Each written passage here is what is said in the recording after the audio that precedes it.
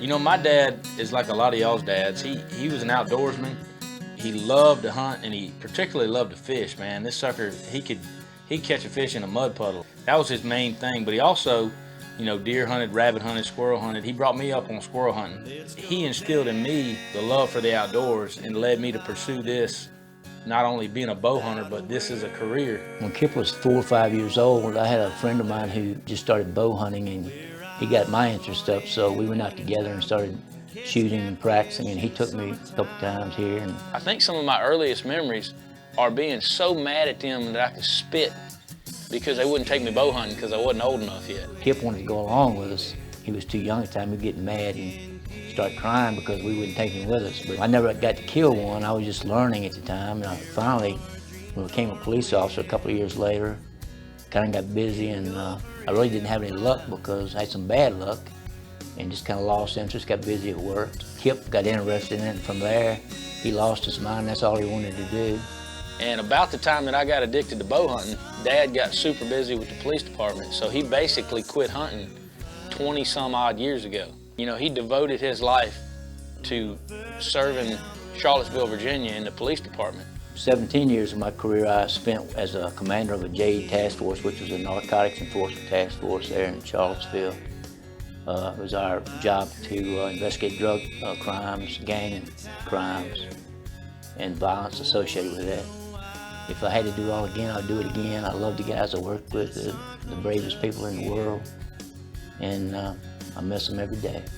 You know, a few years ago, I carried him out to New Zealand for our first trip, and he hadn't shot a bow in years, so he just went ahead and took the rifle. But he said to me after that trip, he said, man, I'd really like to get back into bow hunting. We got him a Hoyt, and he started practicing. I was amazed at the change in technology since I had first started bow hunting 30 years ago. I just felt so natural to pull it back and to hold it and take the shot. I mean, it felt comfortable. This was going to be kind of my payback for him, showing me the outdoor lifestyle and introducing me to the outdoors. Is I was going to carry him up to Montana, and we were going to get a bow kill no matter what we had to do. Well, we rolled into the Lewis and Clark Sportsman Lodge and got to meet our guides Cody and Jordan. Now, after we got all our things settled in, it was time to look at the hunting property. This is the shooting range right here.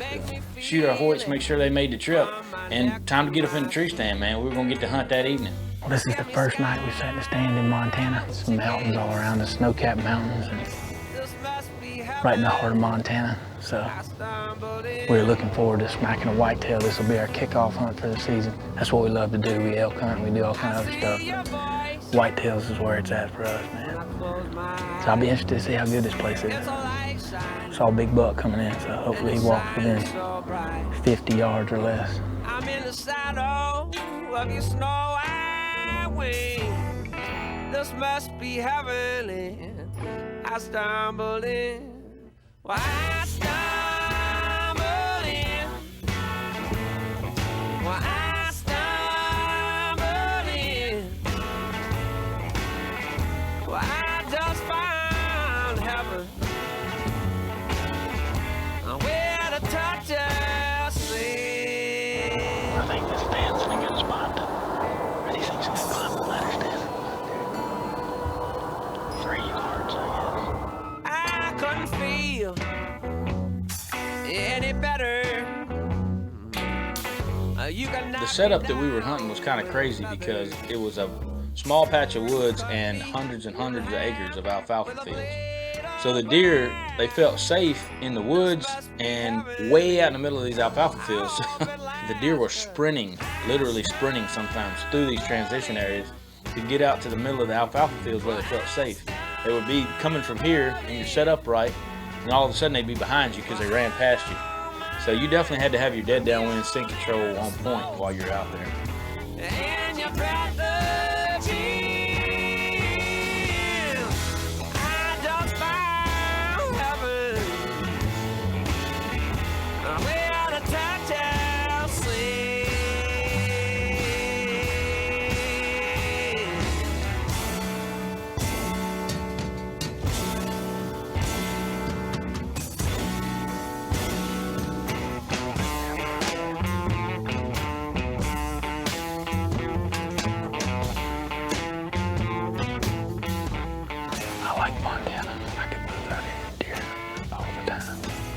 This kind of hunting will ruin an old Virginia boy, I tell you what. And I think this was already blowing Dad's mind a little bit because probably in all the years that he hunted in Virginia, he didn't see this many deer total, much less see them all at once. We got a bunch of deer out in the field. I just hope some of the bigger bucks are waiting back till it's just about dark to come through here. You make me feel it from my neck to my feet.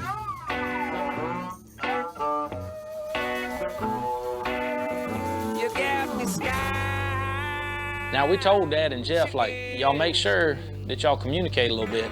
And I told Dad, I said, hey, you gotta wait till Jeff gives you the green light to shoot.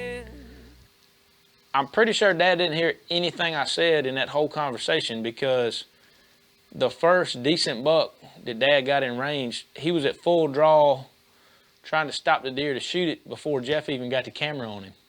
Thought he was about 20-some yards and I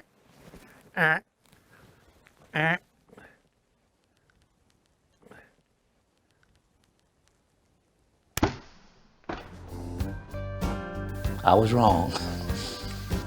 I heard a whack. You hear a whack? Yeah, sticks and rocks make whack sounds too, Dad. I put it right on his shoulder. I don't know if I hit him or not. I didn't look at his shot after I shot it. I don't know what that means. I'm assuming it means that he missed it. He didn't stumble or anything. First attempt to kill a buck, I choked. Like I just rushed my shot, got too excited. That's good, he got a chance, but he'll get the next one. You get that buck fever out of the way, he'll get